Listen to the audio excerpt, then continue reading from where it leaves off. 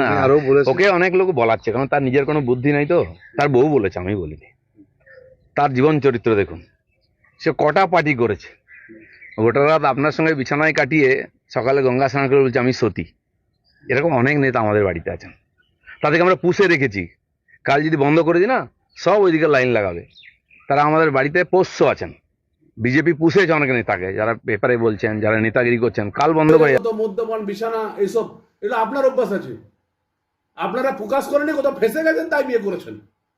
এসব আমাকে বলবেন না, একদম পরিষ্কার বলে বলছি।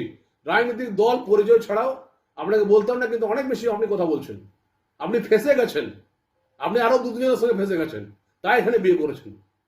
এসব কথাগুলো আমাকে বলতে যাবেন না, ভদ্র থাকুন। অনেক কিছু আছে আপনার, দিল্লিতে কোথায় অ্যাসেট আছে আমরা জানি না? আমরা তো ব্যবসা করি কলা উঁচু করে। তৃণমূল কংগ্রেসের আমলের আগেও ব্যবসা করেছি। আমার অ্যাসেট দেখুন, আমার বাবা বিজনেস করে, আমার বাবা চাকরি করতো। তাহলে আমরা কেউ ওই উচ্ছিষ্ট খেতে নয়, আমরা থাকলে পার্টিটা চলে। আমরা কর্মীদেরকে দেখি, আমরা আপনার মতন ওই ভ্রান্ত ঘুরে বেড়াইনি। এইসব ধরনের কথা শুভেন্দু অধিকারী পরিবার সম্বন্ধে জানবেন। তার পেট্রোল পাম্প, তার বাবা 1972 সাল থেকে কাউন্সিলর ছিলেন, অধিকারী পরিবারের একটা বড় লিডার ছিলেন। তাকে নিয়ে আপনি উল্টাপাল্টা বলছেন। আমরা মেনে নেবো নাকি সবসময়? দল হলো আমাদের নিজস্ব সমাজের, আমাদের পরিচয় আছে। শুভেন্দু অধিকারী সৌমিত্রর দিকে আঙুল ছোড়ার আগে নিজের দিকে 4টে আঙুল ছুড়বেন। কোথায় আপনি মশাই? আপনি শিক্ষক পার্থ চ্যাটার্জি যে প্রসন্ন যে ধরা পড়েছিল, তার ঘরে কি করে আপনার ফাইলটা গেল?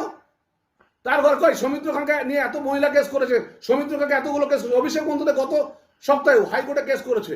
কই সৌমিত্র খানের বিরুদ্ধে তো কেস কমছে না? আপনাকে তো দেখি না কোথাও, কেন দেখি না? এইসব কথাগুলো বলবেন না।